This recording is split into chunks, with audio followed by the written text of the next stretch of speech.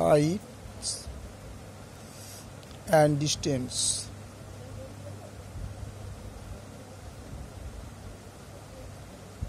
For class 8, for class 10.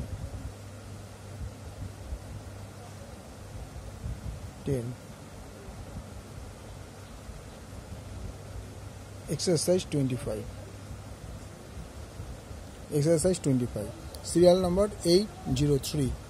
Question number 25 একটি ঘড়ির উন্নতি কোণ 60 ডিগ্রি এবং সুতোর দৈর্ঘ্য 20√3 মিটার হলে ঘড়িটি মাটি থেকে কত উচ্চতায় আছে হিসাব করে লিখি।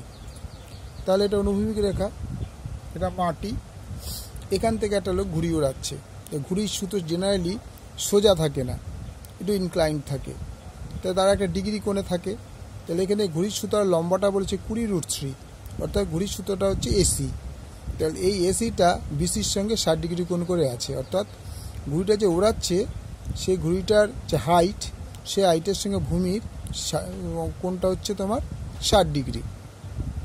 তাহলে আমরা এবিসি এর এসি ইকুয়াল টু কী পেয়েছি 20√3 metre, AB equal to AB X metre ধরি, এক্স মিটার আমরা ধরি।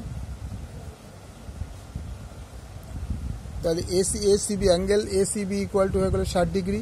তো অ্যাঙ্গেল এসিবি যেহেতু এটা লম্ব আর এটা অতিভুজ, জেনারেলি আমরা জানি যে প্রথম থেকে আমরা বুঝে নিয়েছিলাম, মানে শিখেছি যে লম্ব আর অতিভুজের সম্পর্ক দুটো জিনিস হয়। একটা হচ্ছে লম্ব বাই অতিভুজ, মানে হচ্ছে সাইন থিটা, আরেকটা হচ্ছে ভূমি বাই অতিভুজ যদি হয়ে যায় সেটা হয়ে যাবে কস থিটা। তো আমাদের এখানে লম্ব বাই অতিভুজ আছে, তার মানে এটা সাইন থিটা হবে।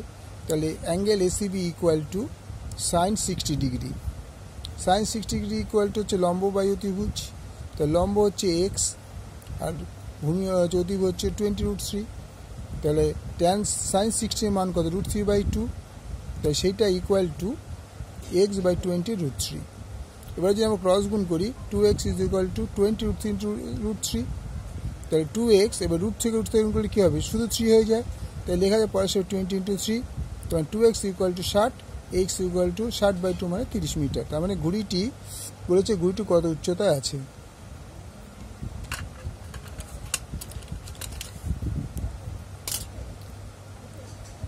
ঘড়িটি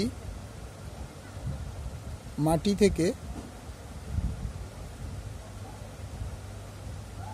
30 মিটার উঁচুতে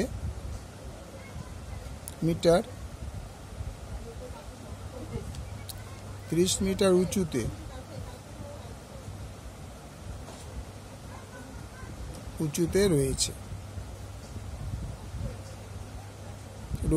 এটা হবে রয়েছে। ঘড়িটি মাটি থেকে 30 মিটার র কিন্তু উঁচুতে রয়েছে।